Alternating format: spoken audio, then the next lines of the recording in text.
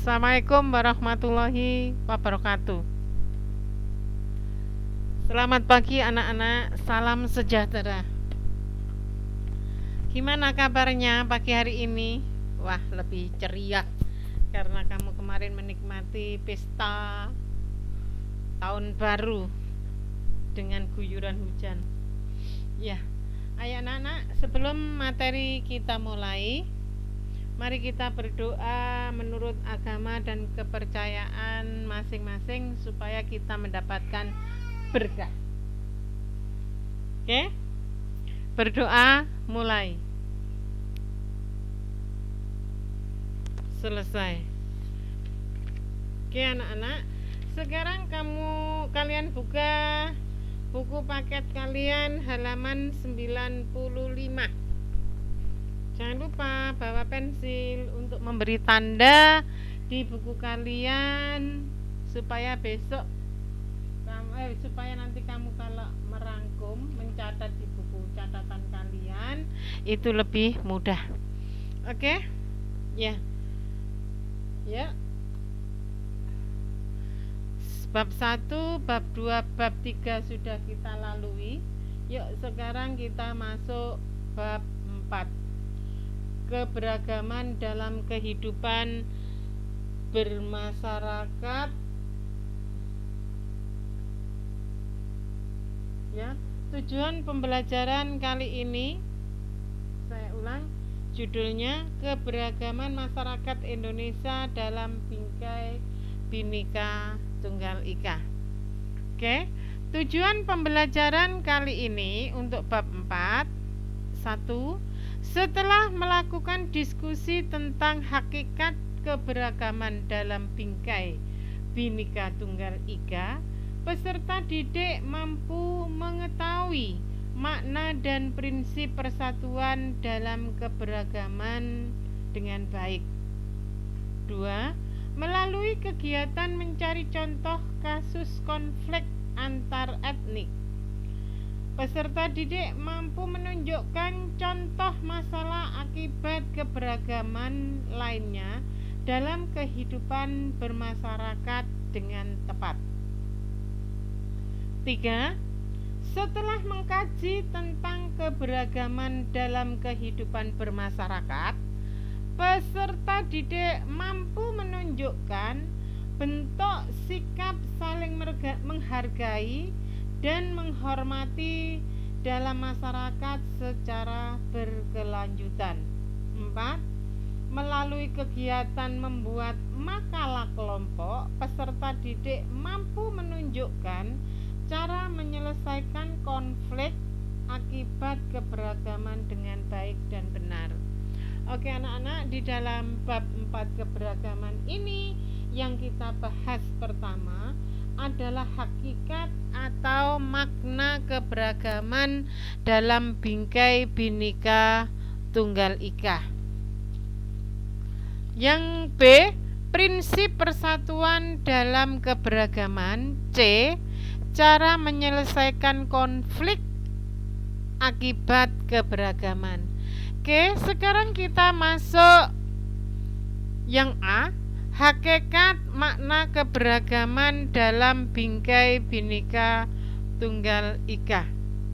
Perhatikan gambar di bawah ini.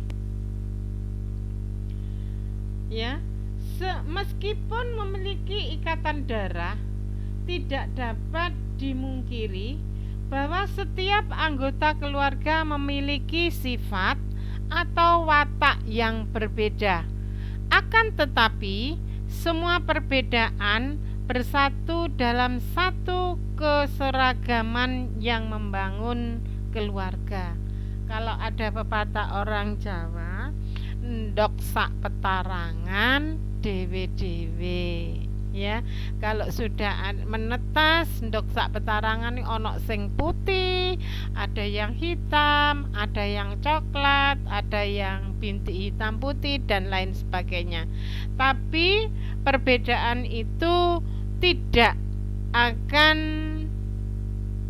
membedakan antara satu dengan yang lain di dalam, karena sudah terikat dengan keseragaman atau ikatan kekeluargaan. Contohnya, satu saja anak ayam itu dipatok oleh ayam yang lain, teman-teman saudara-saudaranya mesti nyerbu, apalagi mboke. Lah seperti itu juga kalian. Walaupun kalian di dalam rumah itu ada perbedaan pendapat, ada perbedaan penafsiran antara cinta kasih orang tua, tetapi kalau ada salah satu anggota keluarga kalian itu dijelek-jelekan orang lain, kalian mesti nggak terima. Lah, seperti itulah yang dinamakan persatuan atau ikatan kekeluargaan. Oke, kita masuk hakikat keberagaman dalam bingkai Bhinneka Tunggal Ika, ya, ada di halaman 96.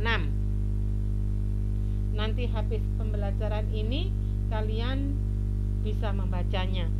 Tapi pada intinya di Indonesia itu terdiri atas beribu-ribu pulau yang dibagi dalam beberapa provinsi. Tiap-tiap pulau memiliki suku, budaya, dan bahasa daerah yang berbeda-beda.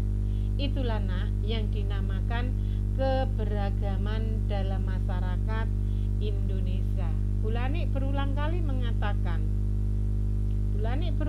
mengatakan bahwa di negara Indonesia itu ada multikultur, beragam, ya, sesuai dengan pertanyaan yang ada di atas ini, di atas daun, apa makna keberagaman dalam masyarakat Indonesia? Yaitu maknanya, ya, kalau negara Indonesia terdiri dari bermacam-macam pulau yang terbagi di dalam beberapa provinsi. Di dalam pulau itu mempunyai atau memiliki suku, budaya, dan bahasa daerah yang berbeda-beda. Tetapi keberagaman itu dalam satu ikatan, yaitu masyarakat Indonesia. Oke, kita lanjutkan. Makna keberagaman dalam masyarakat Indonesia. Keberagaman masyarakat Indonesia dapat dibuktikan dengan adanya keanekaragaman agama, suku bangsa, dan budaya serta adat istiadat. Keberagaman yang ada di Indonesia merupakan kekayaan bangsa Indonesia yang harus dipelihara dan dijaga. Adanya berbagai bentuk keberagaman masyarakat Indonesia seperti agama, ras, golongan, suku bangsa, sosial budaya, dan adat istiadat. Dari ketiga-tiganya ini, antara biru, cotol, atau hijau daun, ini semua terikat di dalam satu bingkai Bhinneka Tunggal Ika. Ya, keberagaman itu bukan merupakan beban, tetapi merupakan kekayaan bangsa Indonesia, ya, yang harus dipelihara dan dijaga kelestariannya, ya, karena itu merupakan daya tarik bagi bangsa lain terhadap negara kita. Ya, nak, dari sini ada yang bertanya? Oke, sekarang kita masuk ke bentuk keberagaman yang ada di Indonesia. Ya, masih ada di halaman 97. Karena ini merupakan tambahan Bulani untuk mempermudah kalian di dalam belajar. Bentuk keberagaman yang ada di Indonesia itu apa saja, Bu? Keberagaman suku bangsa, adat istiadat, agama, ras, golongan, sosial, dan budaya. Itu bentuk-bentuk keberagamannya. Oke, kita lanjut.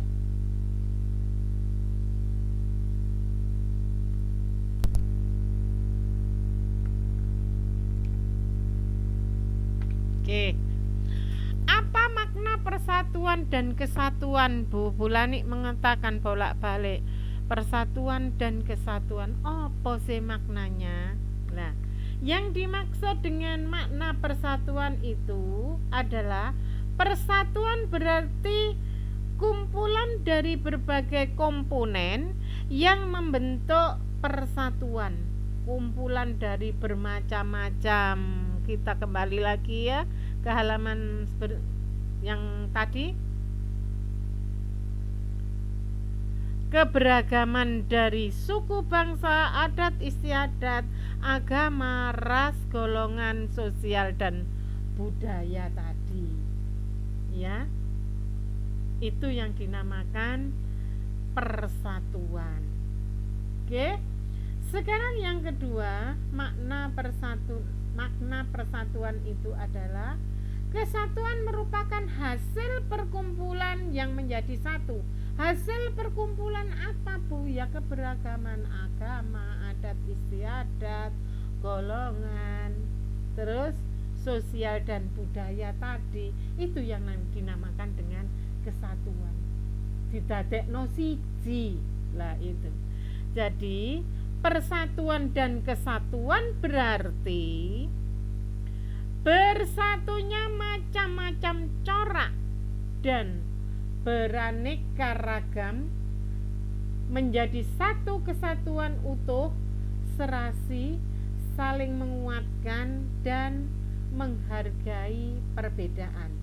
Saya ulang, yang dimaksud dengan persatuan dan kesatuan adalah bersatunya macam-macam corak yang beraneka ragam menjadi satu kesatuan utuh, serasi, saling menguatkan dan saling menghargai perbedaan.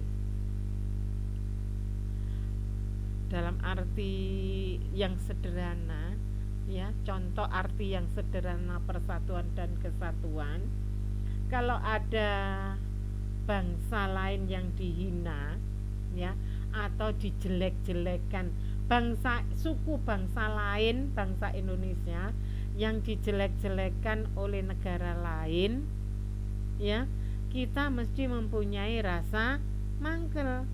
Wong Indonesia kok dinyek lah, seperti itu ya. Jadi saling menguatkan ya. Oke, kita lanjutkan. Ada yang bertanya mengenai persatuan dan kesatuan? Seperti biasa ya nak, kalau ada yang bertanya kalian japri ke Bulani. Oke. Bhinneka Tunggal Ika sebagai pemersatu keberagaman.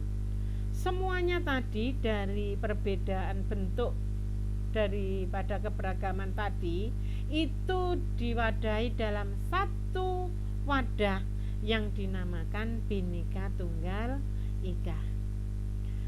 Semboyan Bhinneka Tunggal Ika diungkapkan pertama kali oleh Empu Tantular.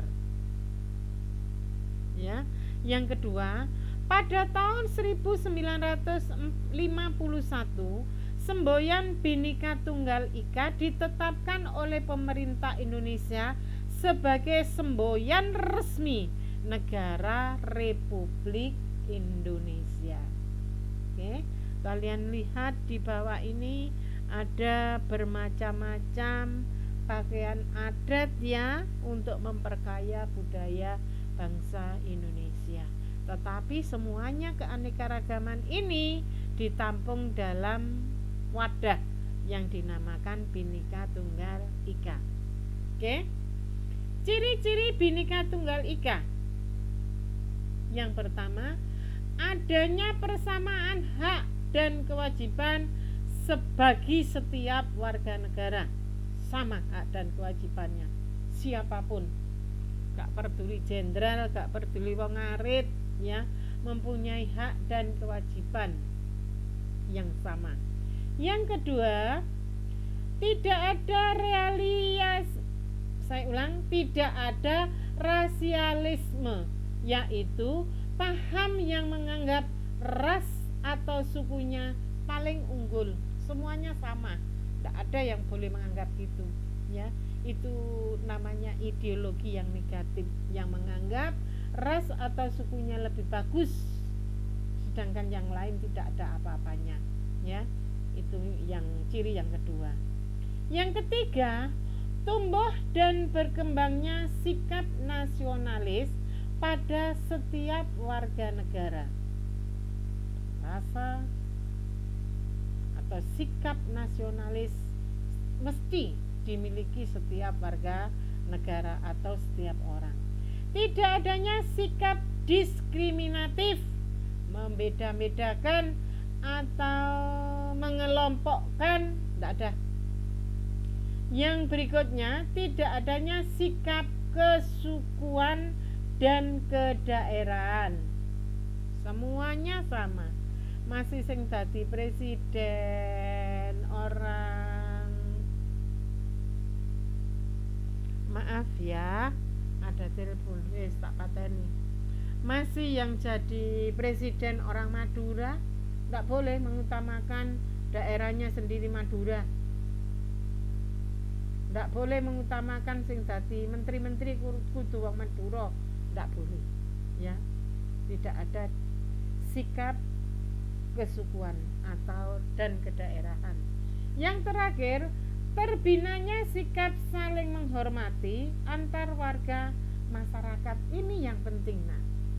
Karena kita menghormati satu sama yang lain, sehingga terbentuk yang dinamakan kesatuan persatuan yang kuat atau nasionalisme yang tinggi.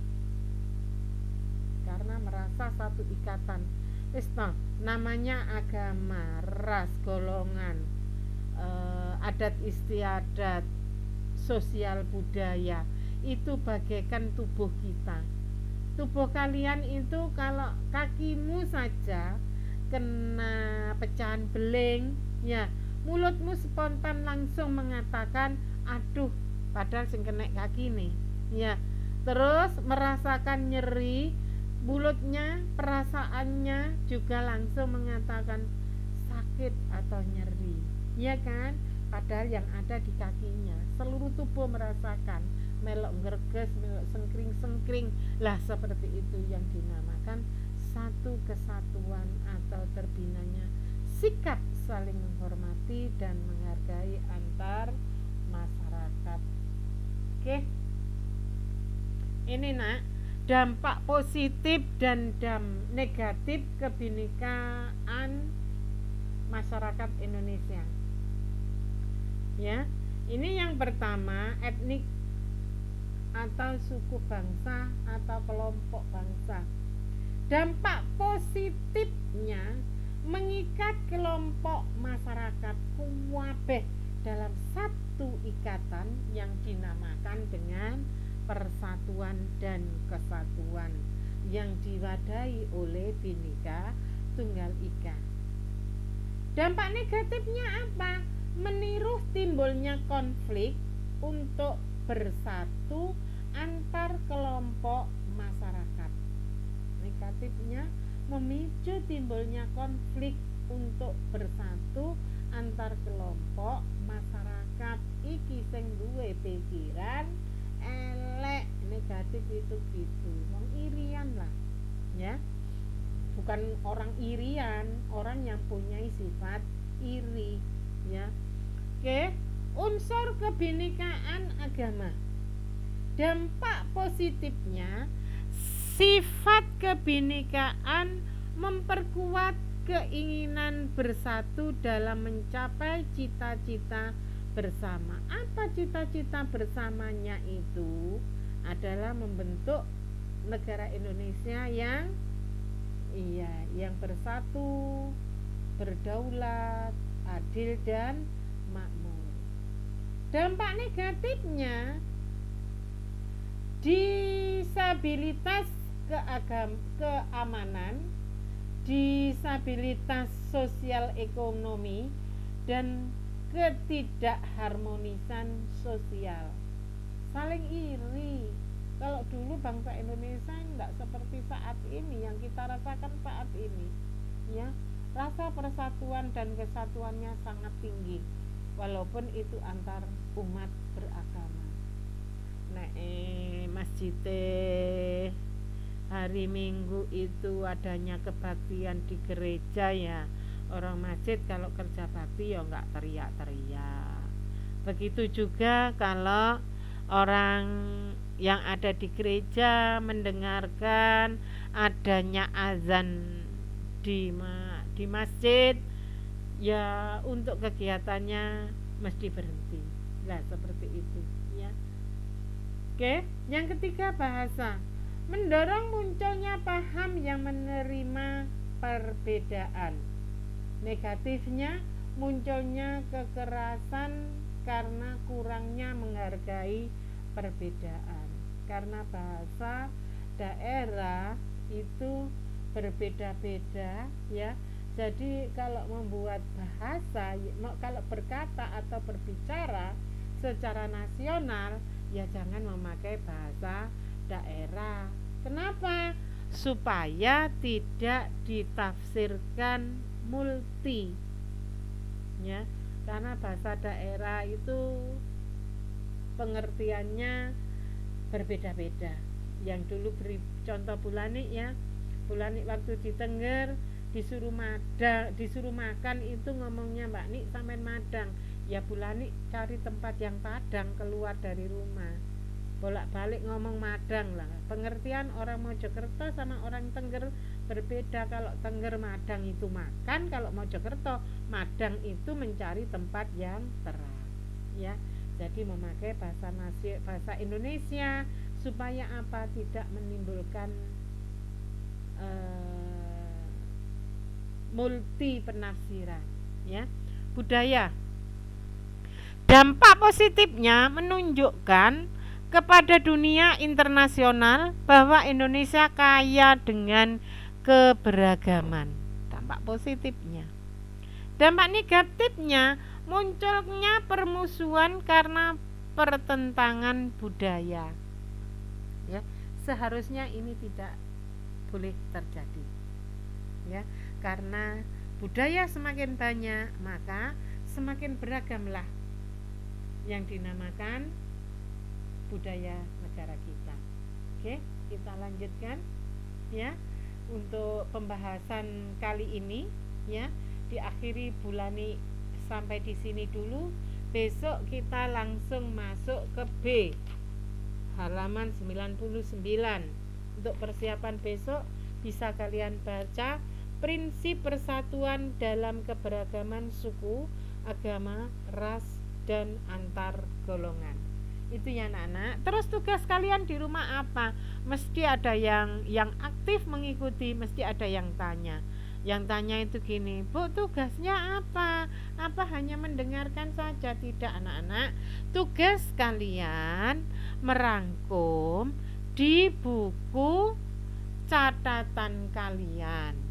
Ya, saya ulang, merangkum di buku catatan kalian. Ya, untuk bab 4, buku ndak usah ganti, buku yang lama dilanjutkan saja. Ya, bagi anak-anak yang bukunya di Bulani segera diambil. Saya juga kecewa, wong wayahe digesinau kok malah buku gak diambil, ya. Demikian anak-anak untuk pembelajaran kali ini. Sebelum Bulani akhiri, mari kita berdoa menurut agama dan kepercayaan masing-masing. Berdoa mulai. Selesai.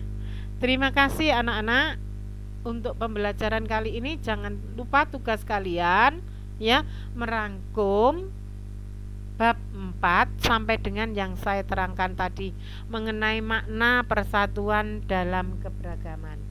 Oke, assalamualaikum, selamat pagi, dah.